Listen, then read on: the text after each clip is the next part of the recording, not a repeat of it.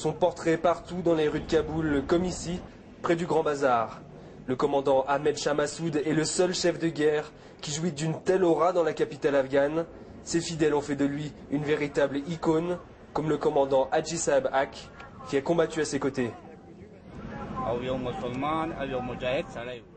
Dans ce pays, Massoud était populaire, c'était un combattant, c'était un homme intègre. Il se battait pour la liberté.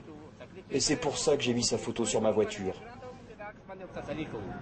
Chef de guerre pendant l'invasion soviétique dans les années 1980, il a aussi résisté aux talibans jusqu'en 2001.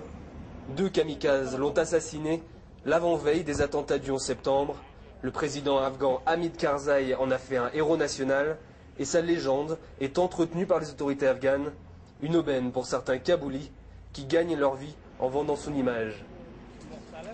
À chaque photo qu'on vend, on se dégage une marge de 20 Afghani. Dans la journée, ça nous fait 400 à 500 Afghani. Mais à quelques kilomètres de là, dans le centre-ville, pas de photo de Massoud. Les ruines rappellent son passage lors des bombardements de la guerre civile entre 1992 et 1996. Ces combats entre chefs de guerre, qui ont en partie détruit la capitale afghane, ont fait plus de 25 000 morts. Des combats auxquels Massoud a directement pris part.